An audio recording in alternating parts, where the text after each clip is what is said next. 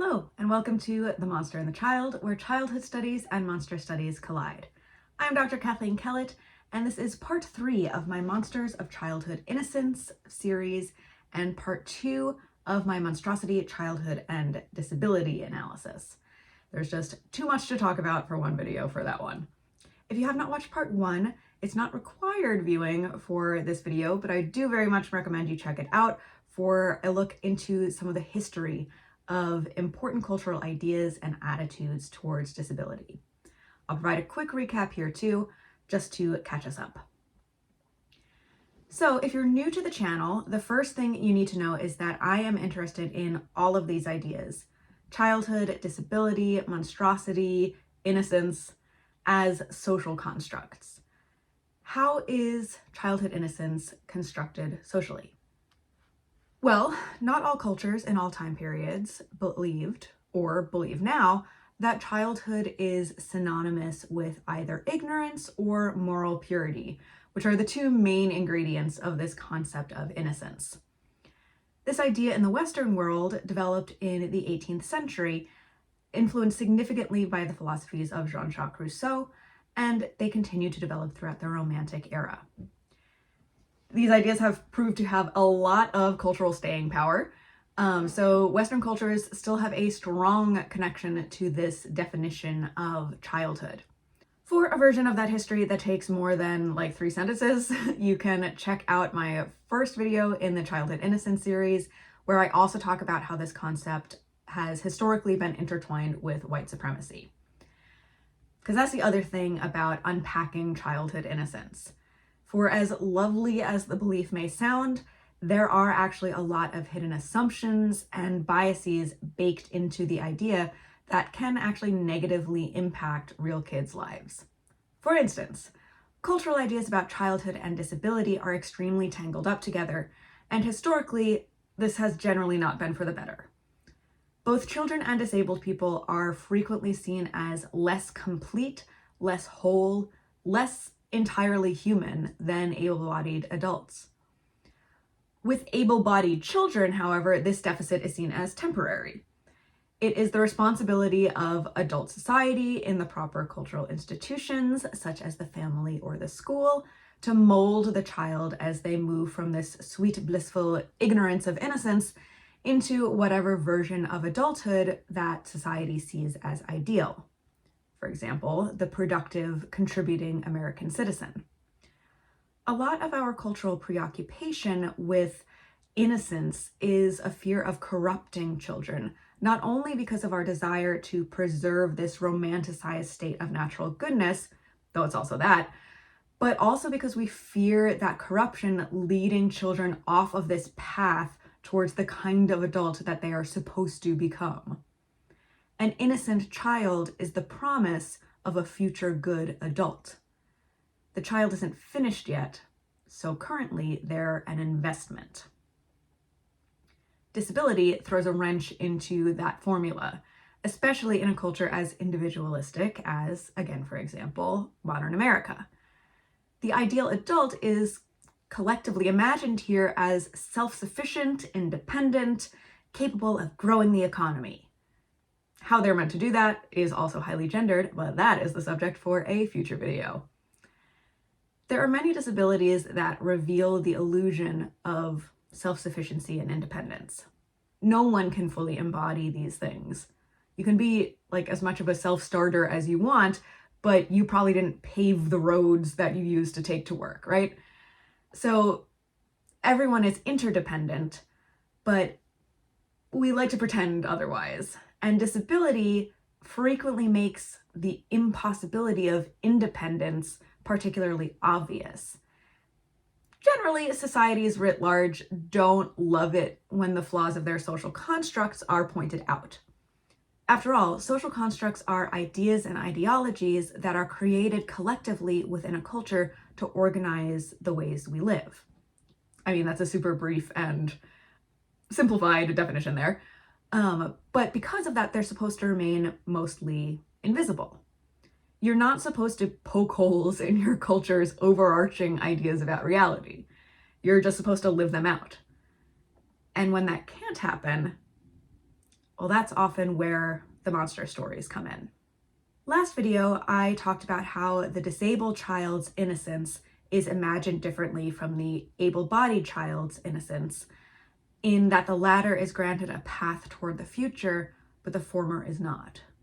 We can see that in eugenicist monster stories like the 1917 film The Black Stork, in which a disabled child is sweet and innocent and belongs to Jesus, extremely literally, because he has to die and go to heaven. Otherwise, he will shed that innocence and become a monstrous blight upon society. The able-bodied child's deficit, that not yet full humanness, that less than status compared to adults, will eventually go away. But the disabled child's deficit never will. As cultural narratives go, obviously this is a really harmful one that has clear, obvious negative effects on real people's lives, such as kids not getting life-saving vaccines for fear of disabilities that those vaccines don't even cause. But would you believe that these monster stories about disability can get even more extreme? That's right. In this video, we are going to talk all about the trope of the inherently evil disabled child. So strap in. The Brood is a 1979 film written and directed by David Cronenberg, who is often held up as the auteur of body horror. Now, obviously, your girl is a horror fan. I run a monster commentary YouTube channel, but I'll be real with you. Body horror is not typically my go-to. And a lot of the reason for that is the subgenre's, let's say, uneasy relationship to disability. I am not saying that all body horror is inherently ableist, don't at me. And I do think that body horror makes sense as a subgenre of horror, because we humans are mortal beings, and we don't like that. So if we're going to be exploring our fears through narrative, then stories about the dissolution and destruction of the body are obviously going to be a part of that body of work. And when body horror addresses the literal meat of mortality, I think it can be extremely effective. If there are any Dropout fans among my viewers, I just started watching Burrow's End, which is a D&D actual play series in which the player characters are all stoats. Sounds cute, no? Well, the very first battle takes place within the actively deteriorating body of a bear that has been hijacked by parasitic chipmunks. There's a whole set piece that they have with removable organs, and it is very distressing and very rad. However, when constructing a body horror narrative, it is easy to portray those fears of the dissolution of the body by relying on images of bodily differences that some actual real people may live with while still being very much alive. So all of that to say, I am sort of predisposed to be a bit wary when it comes to body horror, and with The Brood, you will see an example of why. In The Brood, our main character Frank is going through it. He has primary custody of his young daughter Candace, while his wife Nola is going through inpatient psychiatric treatment from a controversial specialist, Dr. Hal Raglan. Raglan practices a technique called psychoplasmics, in which he helps patients manifest their repressed psychological issues through their bodies for reasons?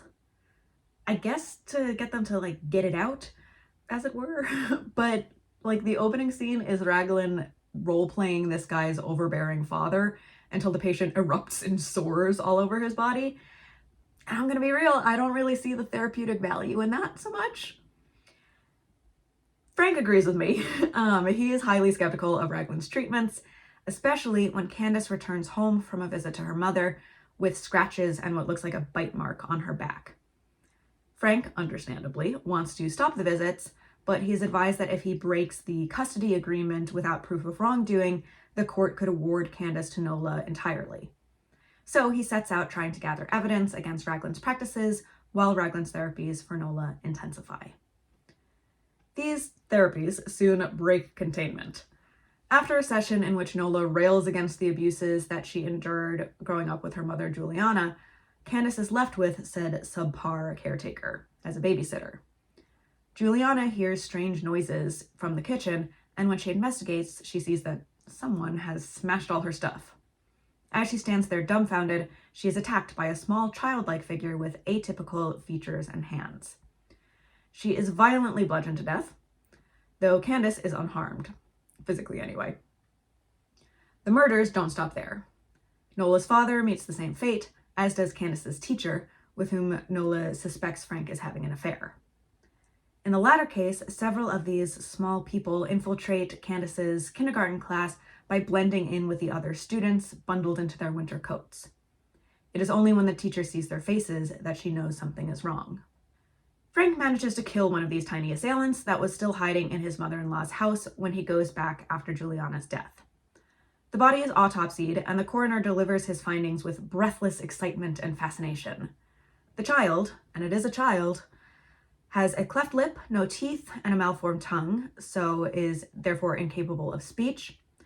The child also has malformed eyes, no sex organs, and no navel, so its gestation and birth were clearly irregular. Strangest of all, it appears to have a nutrient sac of some sort from which it was drawing strength, as opposed to eating and growing as a typical child would. The coroner is practically giddy over these irregularities, while Frank is deeply disturbed. Ultimately, though, his mission remains unchanged: protect Candace. After the attack on Candace's teacher, two of the strange children take her away, back to Nola. Frank heads out to where Raglan is keeping her as his last remaining patient. He has jettisoned the rest of his experiments and is focusing his attention entirely on her now. Once there, Raglan has a startling revelation for Frank. These strange children are products of Nola's rage, and they are psychically connected to her. Extremely belatedly, Raglan has come to the conclusion that producing this outcome through psychoplasmics was a bad idea, as the children become murderous at the slightest anger from their source. He offers to go extricate Candace from the attic bedroom in which they all sleep in their weird matching clothes, but he tells Frank that he must keep Nola calm and happy while he does so, or the children will attack. Frank tries to get Nola to believe that he wants her back, but she isn't really buying it. She challenges him to behold what has become of her, and she opens her dress to reveal an external womb hanging from her torso, pulsing with new life. She bites open the membrane, letting loose just truly so much blood, and then she takes out an infant version of these strange children and begins to lick it clean. Cronenberg. You may have noticed that I stopped providing visual aids at this part of the summary. I'm not sure YouTube really wants me to provide those, so you can either use your imagination or look it up at your own discretion. Frank is not quite able to keep the disgust off of his face, so the brood in the chamber above begin to attack before Raglan and Candace make it out. Raglan is able to push Candace to relative safely, but then he is overcome. Frank then strangles Nola to death, which, let's be real, he's been itching to do since the beginning, and Nola weirdly eggs him on as he goes. As soon as she succumbs, all of the brood drop dead as they relied on her for psychic energy. Frank escapes with a now deeply traumatized Candace, and as they drive away, the camera zooms in on Candace's arm, where two small polyps have begun to form, a physical manifestation of her psychiatric state, just as her mother experienced. Dun dun dun. Alright, so, unsurprisingly, The Brood is a movie that has generated quite a bit of discussion about misogyny. Feminist film critic Carrie Rickey points out that if we're looking to blame someone for the generation of the titular brood, it is really more Raglan's fault than Nola's. He's the one manipulating her mind and body, and she is in many ways also a victim. While that's true, the film does portray the reproductive female body as a literal horror show capable of generating monsters if its full power is unleashed. So while Raglan is ultimately like the worst bad guy here, I still think we're pretty deep in the mire of misogyny all the same. However, that is not what this video is about. I want to unpack what's going on with those kids. Throughout the movie, the brood is contrasted with Candace, who is set up as the pinnacle of the innocent child. Here, her innocence is highlighted by her vulnerability, and vice versa. She's got beautiful blonde hair.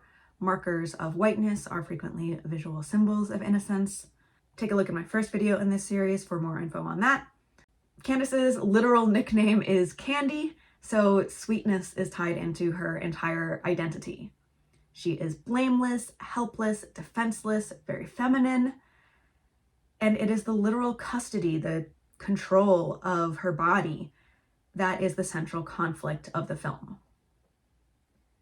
Then we have the Brood.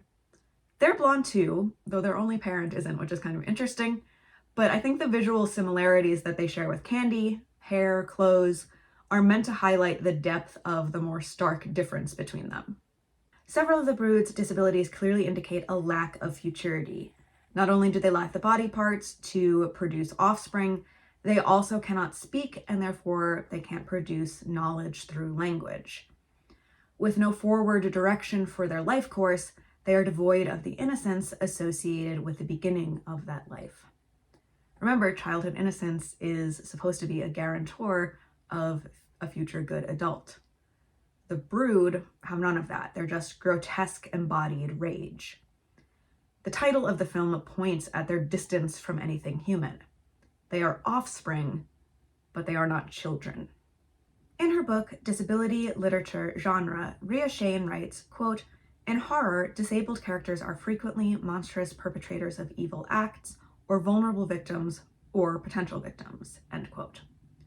The Brood clearly fall into that first category. This is both interesting and troubling when we consider, as Shane does, what the point of horror is. Horror is supposed to make you feel, in a very literal, physical sense of that word. It is, as Shane calls it, a body genre. When horror is successful, we as audience members experience its effects in the flipping of our stomachs, the tightness of our muscles, the heat of adrenaline in our veins. Body horror in a body genre, then, is supposed to conjure that imagined pain of what it would feel like for our bodies to go so wrong. Therefore, Shane explains, quote, "Disabilities' entrenched associations with both fear and vulnerability have attained it a central, though rarely acknowledged, position in the horror tradition," end quote. Shane also points out that despite their interconnectedness, horror scholars and disability scholars have historically been a bit hesitant to go near each other's subjects. She notes that horror scholars generally discuss movie monsters as metaphors, symbols for something other than what they are. And yeah, guilty. I do that all the time. But the Brood are not just symbolic of, for example, misogyny. They are also literally depicted as disabled people. Minus the missing navel and the nutrient sac, their disabilities are things that real people share. Real people can be nonverbal for any variety of reasons. Real people can have visual impairments. Real people have facial differences. It is the Brood's disabilities that ultimately mark them as different from Candace. Though they share a mother, and though the Brood are all younger than Candace, they are not real children, not altogether human. Just look at their inhuman bodies for proof, and therefore they are incapable of innocence. And the dread of that ending hinges on the physical transformation of Candace's body, the deviation of her previously pure childhood state via trauma, via the destruction of her innocence, that ensures a future of embodied difference that can lead only to pain and probably evil doing, like the malformed Brood and their transmogrified mother, Nola. And that doesn't even touch all of the ideas about psychiatric disabilities in this film. In viewing popular films about mental illness through a sociological lens, Kathy Livingston explains that, quote, "Negative images of people with mental illness, PWMI, in visual media such as television and film are ubiquitous," end quote. Not only do we have plenty of homicidal maniacs in media, but we also, Livingston points out, have PWMI portrayed as, quote, "childlike, irresponsible, incompetent, unpredictable, dangerous, and unstable," end quote. Childlike, but without the innocence, without the futurity. The disabled Brood are literally manifestations of Nola's mental illness, and that is what makes them ontologically, unchangeably violent. It's a relief to the audience when she and they die. Now, I wish I could say that this kind of treatment of disability in horror stayed in the 70s, but unfortunately, I cannot.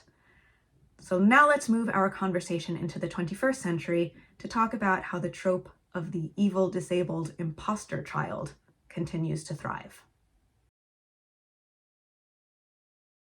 If you already know the twist to the 2009 film Orphan, and there will be spoilers from here on out, then you're probably thinking, you're cheating, Kathleen. The villain of Orphan isn't a disabled child. No, I know. That's what we're going to talk about. Orphan opens with a dream sequence, or more accurately, a nightmare. Kate is reliving her traumatic birth experience of her third child, Jessica, who is stillborn. She is understandably still working through her grief for that loss, but she has decided that she and her husband are ready to welcome another child into their life in the form of an older adopted kid. Sidebar, this is the third video where I have talked about a story where evil enters a family via adoption, and I have not made that many videos yet. We pretty badly need to retire this trope. Anyway, Kate says that she wants to, quote, take the love that I had for Jessica, and I want to give it to someone who really needs it, end quote. I don't know to what extent the film wants the audience to be worried about that statement at all, or if we're just supposed to uncritically awe at the sentiment, but perhaps that statement could make for a bit of intense pressure on a kid you haven't met yet. Obviously, if you're going to adopt a child, you should love that child, but baby Jessica, who died before she even got a chance to do anything wrong, is the absolute pinnacle of innocent childhood. She's literally symbolized by white roses that Kate grows in her honor. She is purity unfettered by the realities of life. So perhaps Kate should kind of disentangle her grief from this one child, from her expectations for another child a little bit before moving forward with this adoption. But whatever, it doesn't matter anyway, because the kid that she winds up with is Esther. Kate and her husband, John, acquire Esther at a Catholic orphanage of the kind that doesn't enormously exist anymore, at least in the US. Group homes exist for older kids in foster care, yes, but this whole model of just showing up and picking one out is decidedly old-timey. Then again, Esther is an old-timey sort herself, given to wearing sweet ruffly dresses and ribbons around her neck and wrists. She has quaintly Victorian hobbies like painting and, we later learn, classical piano. She charms John right away, and Kate is also impressed by her polite, articulate speech that bears just a trace of an accent from her native Russia. The head nun speaks highly of Esther, though she notes that the only thing that seems to upset her is if anyone tries to take away her ribbons. Classic spooky story concern. John and Kate take Esther, who is 9, home to their 2 other children, Danny, a boy around her age, and the younger sister Max, who is deaf. Esther bonds with Max right away, though Danny resents the attention she takes up, and the way the other kids at school make fun of her, and by proxy him, for her old-fashioned style of dressing and speaking. Kate and John have some good moments with their new daughter at first, but eventually things start to turn, especially with Kate. Esther walks in on her new parents having sex in the kitchen, which is not really the move I'd make in an open concept house with 3 kids, but hey. When Kate tries to address what Esther saw, Esther displays a knowledge of sex that Kate finds startlingly uninnocent. Kate is now concerned about Esther's influence over Max, but John dismisses her. He also believes Esther when she says that the schoolyard bully fell from the playground equipment, though the bully insists that Esther pushed her. Which she did. We, as the audience, are never left in any doubt about Esther's evil. Kate grows more and more suspicious of Esther's deceptions and moments of knowingness, and she starts looking into Esther's origins from before she arrived at the orphanage. She knows that Esther had been adopted from Russia by an American family who had then tragically died in a house fire, returning her to her orphan status. I think you can imagine what actually went on there. Kate's fears of Esther endangering Max are founded, as Esther recruits Max to help scare the head nun when she comes over to share concerns about the missing pieces of Esther's background before her original placement. Esther just fully pushes Max in front of the nun's car.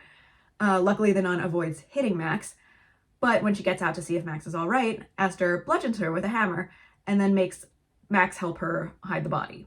Danny, who was right about Esther all along, catches a glimpse of the criminal goings-on, and Esther tries to threaten him into silence. Meanwhile, Esther has set her sights on wooing John and getting rid of Kate, mostly by driving her insane.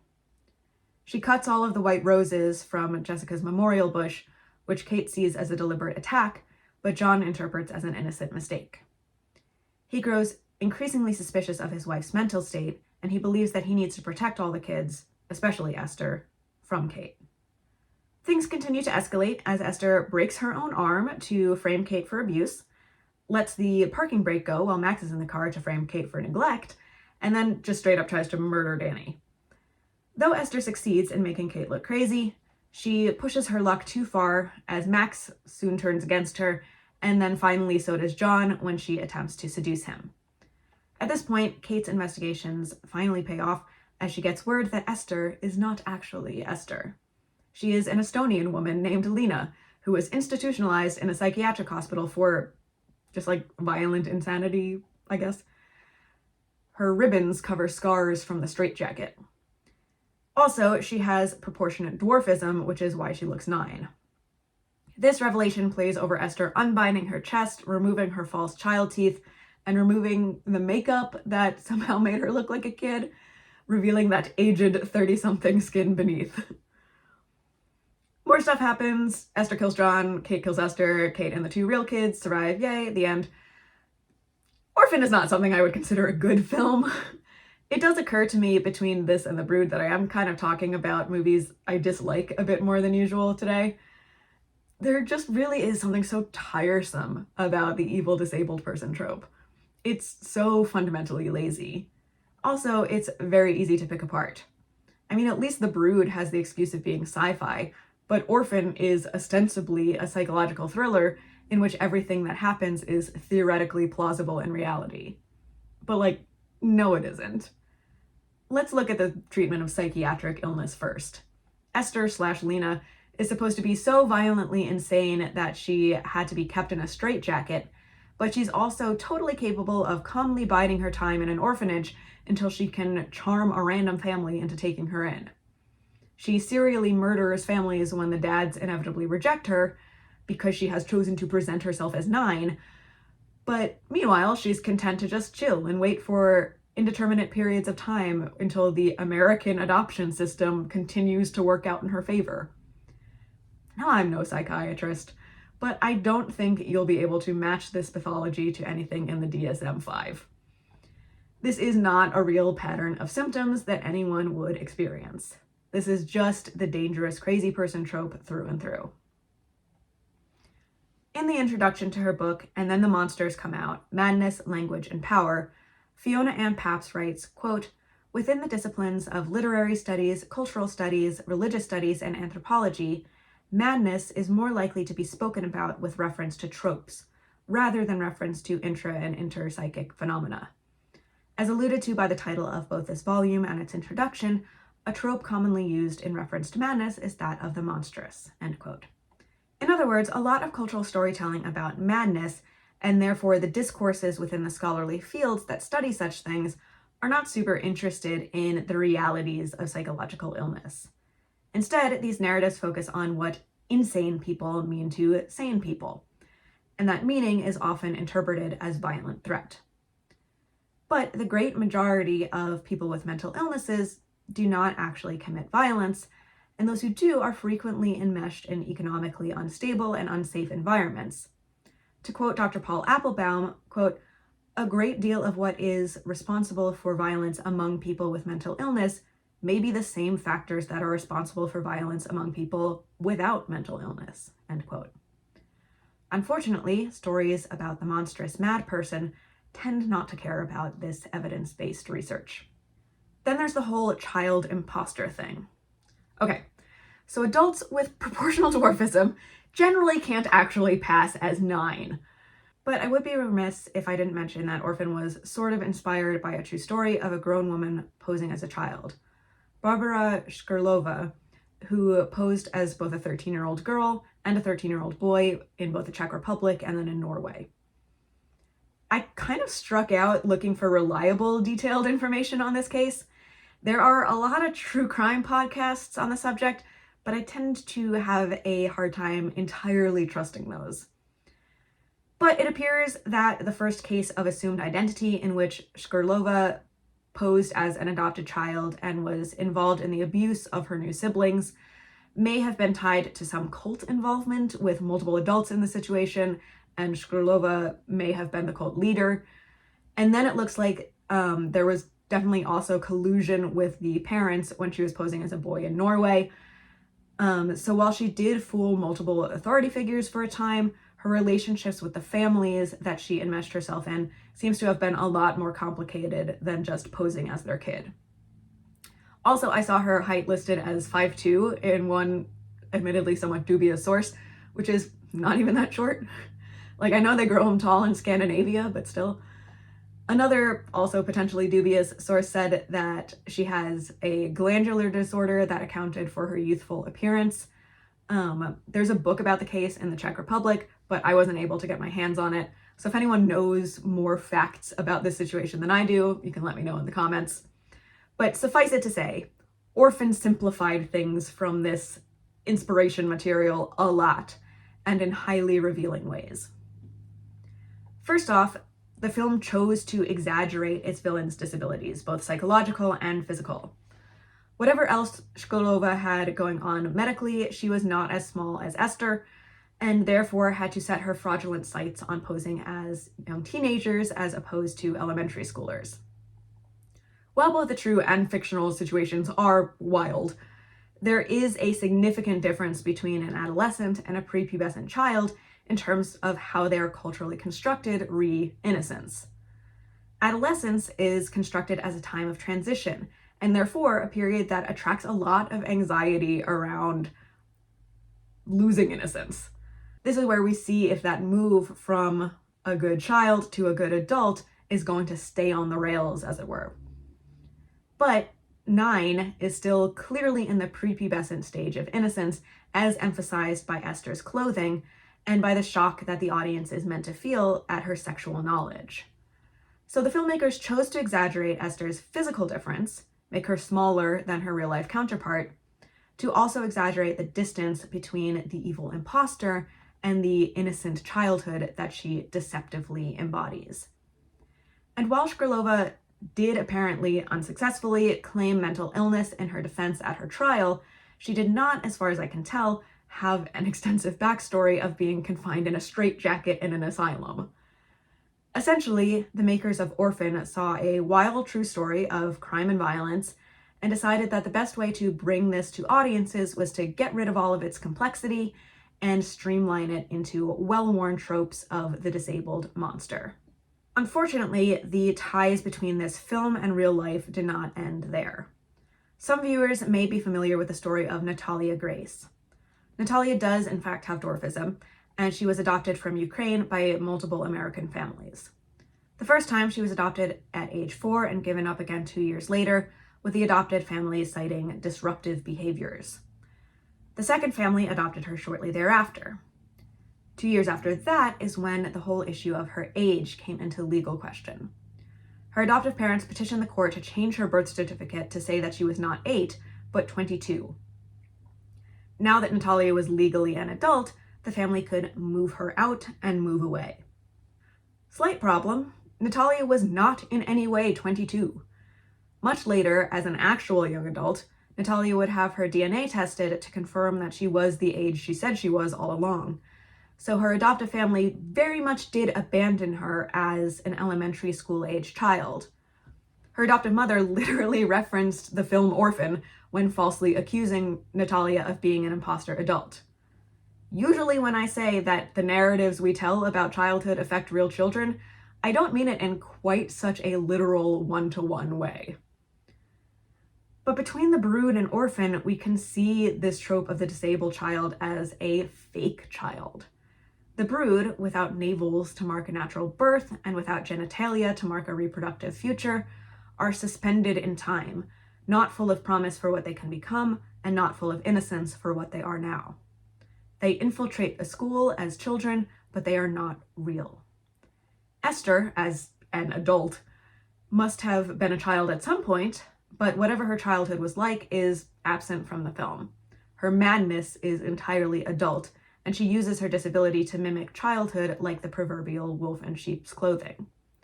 Her association with childhood is predatory and dangerous. I do think it's interesting that she is portrayed as such a threat to Max, the deaf child.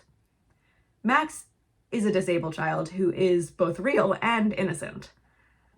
I try not to be too cynical, but I can't entirely shake my suspicion that this disability may have been included in the film partially to shield against accusations of ableism. Like, look, we can't be ableist, we have a good disabled character alongside the villainous disabled character. I'm not saying the thought process would have been like that deliberate or on the surface, but I can't help suspecting that it may have come into play. It's also worth noting that Max's disability doesn't include any visual markers of difference except for an unobtrusive hearing aid. In the horror genre that relies so heavily on what looks scary, that is significant. I don't want to downplay the ways in which Max's deafness is handled somewhat well in some ways in the film. There aren't a lot of roles for deaf actors, and the kid who played her, Ariana Engineer, is actually deaf, and even fewer where the character's deafness isn't the sum total of the role. Max is a brave kid who finds ways of fighting back against Esther's influence in ways that are not defined by her deafness. However, one of the ways that Esther inserts herself as a wedge between Max and Danny is by quickly becoming better at sign language than Danny is. And I think that there's something kind of messy and weird about that when you consider Esther as the disabled imposter using another child's disability to manipulate her situation. I don't know. This aspect of the film does make it a little bit more complicated, more difficult to read, but the narrative itself, in my opinion, remains pretty mired in adultist ableism, despite the presence of a good disabled child.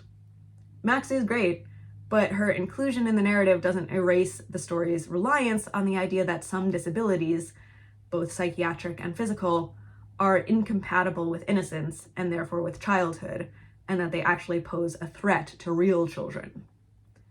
And again, we can see how these ideas play out in real life with real kids like Natalia Grace, who have experienced trauma and therefore may not act innocent, and whose physical disabilities make them doubly at risk to adult rejection. So where do we stand with these tropes in horror in more recent years? Still pretty uneasily. A good case in point would be the work of Ari Aster. Take the 2018 film Hereditary. In this movie, a family is not okay. That could honestly be the entire synopsis, but I'll be a little bit more detailed. The Graham family consists of mom Annie, played by my queen, Toni Collette, dad Steve, teen son Peter, and tween daughter Charlie, played by Millie Shapiro. Annie's mother Ellen has just died, which has thrown the family into a very weird grief. Ellen was a strange person with a strained relationship with Annie, but she was always very close with Charlie. Charlie is also a strange person. She is very quiet and does not react to people or situations in expected ways. She's also got a real Chekhov's gun of a peanut allergy. I'm not going to give a blow-by-blow of this plot, because if you haven't seen Hereditary and you enjoy horror, I do recommend that you watch it for yourself. When I saw it in theaters, I leaned over to my friend halfway through and whispered, "This movie keeps not doing what I think it's going to do, and it's stressing me out." In terms of a portrait of a family falling apart under the weight of its own secrets, resentments, and repressed emotions, it is incredibly tense. Alex Wolff as Peter does an incredible job of portraying shock and panic, and of course Toni Collette is perfect and brilliant and very unhinged. I am, however, going to spoil most of the very ending of the movie, so if you want to skip to the conclusion instead of hearing that, you can. Honestly though, the ending is not the strongest part of the film, in my opinion, and I don't think that knowing it would take away from the experience of the much more tense second act. So here it is. Turns out Ellen was a demonic cultist who had ushered in the incarnation of the demon Payman into Charlie. That was sort of a bummer for her cult because they had wanted a male host for the demon. Eventually, through a series of events that I won't entirely give away, Payman does end up in Peter instead. However, Payman's embodiment of Charlie accounted for her behavioral strangeness and general creepiness. And look, I've talked before about how there's a long line of creepy kids in horror. It's that juxtaposition between what we think should be innocent and then what is not that makes the creepy horror kid so scary. But as Karen J. Renner points out in Evil Children in the Popular Imagination, most of these portrayals still fundamentally protect our collective belief in childhood innocence, because there's always some reason that the evil child is not actually a child. With the Brood, they're not biologically correct children, they're just manifestations of adult female rage. With Orphan, Esther's literally an adult. And now with Hereditary, Charlie has a child's body, but it is host for a demon. On a higher level, all three of these films are about the breakdown of the nuclear family, a favorite topic of horror movies with creepy kids. Renner points out that this is also a way of locating the source of fear and horror outside of the category of childhood. Childhood itself gets to remain a pure, if vulnerable, space, and if it is not properly cared for within the confines of a good family, then a child can become corrupted enough that they literally can no longer be part of that category of childhood anymore. They don't count as a real kid. But the problem is still with adult society and not childhood itself. So, okay, Hereditary is not really breaking any new ground there. So I just sort of read the film as a solid iteration of that treatment of childhood in horror that didn't quite stick its landing until I discussed the movie with my now fiancé, who said, "I don't like the way they treated the girl's face." Millie Shapiro, who plays Charlie, has cleidocranial dysplasia, a diagnosis that became more known in the zeitgeist through Gaten Matarazzo, who plays Dustin in Stranger Things. This diagnosis affects the bones of the face, including teeth, and the collarbones, which are sometimes completely absent. As such, people with this diagnosis exhibit some facial difference to varying degrees. My partner's criticism was that she felt Hereditary used the actor's facial difference as a shorthand for Charlie's creepiness, as a sign of her being an imposter. I'll be real with you, I was reluctant to agree with that criticism, because I mostly liked this movie, and I didn't want a movie that I mostly liked to be ableist. Plus, I argued, Millie Shapiro was already an established theater actor before being cast. Possibly her cleidocranial dysplasia had nothing to do with her getting the role, and she's just a good actor who nailed her audition. And she is a good actor, and I'm sure she did nail the audition. But then I saw Ari Aster's Midsummer. I didn't see this one in theaters when it came out in 2019, only a year after Hereditary, but I watched it with my partner a few years later, after she'd already shared her misgivings about Hereditary with me. This movie is also about grief and the breakdown of a relationship and cult stuff, because Aster has his themes that he enjoys, as is fair. However, in this film, we're not dealing with childhood that much. Instead, we have a fracturing romantic relationship against the backdrop of a Scandinavian death cult. All good so far. But then we meet Ruben, a child who is seen as some kind of oracle for the group, but who is literally so insignificant to the plot that he does not make the Wikipedia summary. He is a kid with a very prominent facial difference, and his disabilities are implied to be the result of inbreeding. This character is not played by a child with actual facial difference. His appearance is instead the product of prosthetics and makeup. He's just there to be creepy and to signify how messed up and bad the cult is. "Damn it," I said when we got to this part of the film. "You were right. Aster's weird about faces." So once again, we arrive back at the disabled body's child as symbol of fear, of corruption, of violence, of a society that cannot hold. Once again, the disabled child's body is not a site of real childhood, of innocent childhood, but of madness and the ruined potential of a better future. And once again, audiences are meant to recoil in terror at this imposter, this poor facsimile of the precious things that we hold dear. So, have we really not come very far at all from Ambroise Paré identifying kids with congenital disabilities as monsters and marvels in early modern France? Have we not moved past the eugenicist rhetoric of the Black Stork, which declares, as its babies, so is the nation, as it advocates for the elimination of disabled children before they can turn into, the horror, disabled adults? The plot and themes of Midsummer would be entirely unchanged if Reuben were cut from the film entirely, but Aster just had to rely on this cinematic shorthand to drive home the spookiness of his death cult. I really think he could have trusted us as audience members to find it spooky without Reuben. But this just goes to show how ingrained the disabled child imposter is in our collective monster metaphors, our collective horror storytelling. And while I pray we don't end up with future cases as blatantly ripped from these narratives as the abuse and abandonment of Natalia Grace, real kids are clearly still dealing with the fallout of these ableist attitudes. I closed out last video with a discussion of RFK Jr.'s soft eugenics, in which he and people ideologically aligned with him are not advocating for directly killing disabled people, but their anti-vaccine, anti-medicine stances are predicated on the idea that healthy people can survive anything thrown at them, and the implication that the unhealthy cannot, and that might not be a bad thing. Survival of the fittest. Well, Bobby has been running his mouth all around town, proving my point. To wit, a day before that last video even went up, our Secretary of, and I cannot stress this enough, Health and Human Services said, quote, "I'm looking at kids as I walk through the airports today, as I walk down the street, and I see these kids that are just overburdened with mitochondrial challenges, with inflammation. You can tell from their faces, from their body movements, and from their lack of social connection.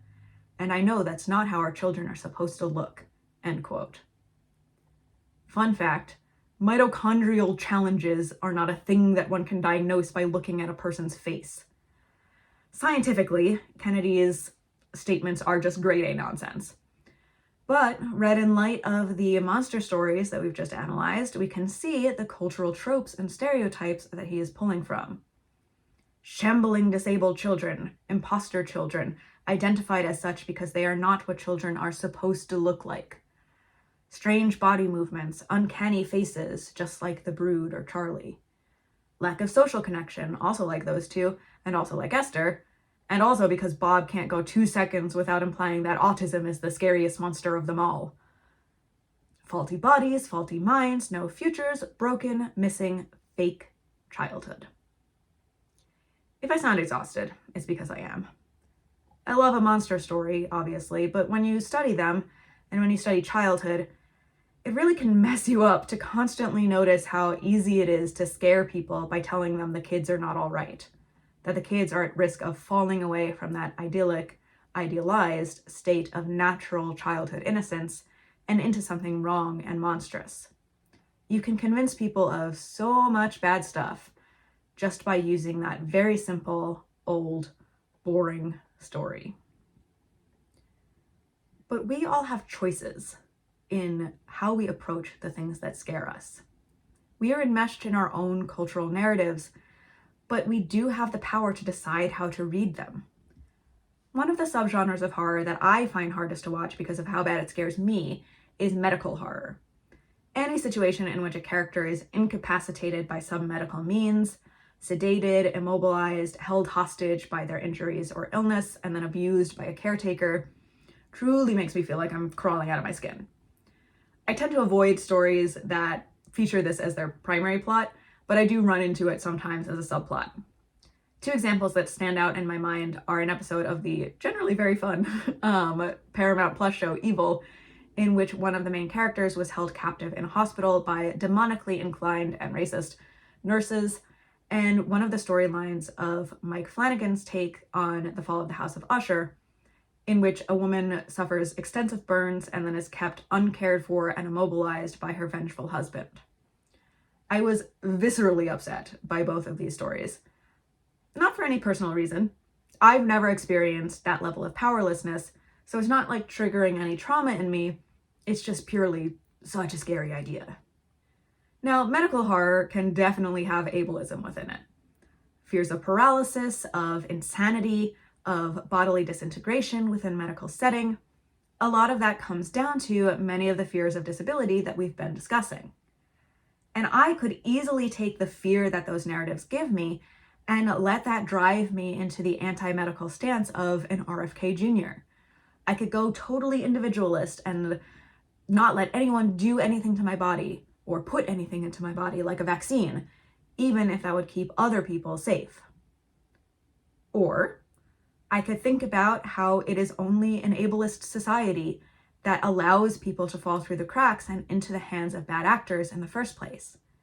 In a world where we listen to people with disabilities, value their voices and participation, make their surroundings as accessible as possible, it's a lot harder to hide someone away in a home or a hospital room without anyone noticing and checking in.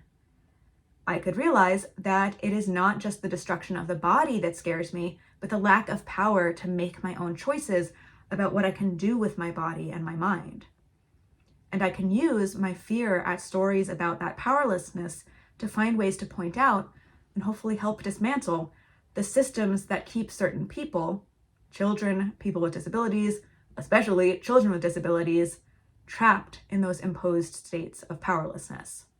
We have simply got to move past this fear of other people's bodies and this fear that our children won't be as pure and perfect as we've convinced ourselves they're supposed to be. It's old, it's tired, it's not good storytelling, and it hurts real kids. And if we really want to spook ourselves with some monster stories, there's scarier stuff out there. In our government, right now. We are creatures of narrative and metaphor. Our monsters help us understand the world that we navigate. But we have the ability and the responsibility to tell stories that accurately reflect the world we live in, and don't just uphold the fantasies and prejudices of the world the most powerful among us have made up, a world that has never really existed. If you know of any monster stories that actually do something unique and interesting and not completely harmful with disability and childhood, I would love for you to tell me about it in the comments. I would also love to hear about other stories that my analysis of the Brood, Orphan, and the works of Ari Aster have made you think about. Where do you see the tropes that we've been discussing popping up? So this marks the end of my two-parter on this subject, but I have a strong feeling that I'll be returning to many of these ideas again in future videos. I hope that you enjoyed this one, and if you did, please give the video a like. It really genuinely helps me bring these topics to more and more people. Thank you for watching, and remember to subscribe to the channel so you don't miss out the next in my series about the monsters of childhood innocence. And with that, I hope to see you back here in 2 weeks on The Monster and the Child for more monstrous food for thought.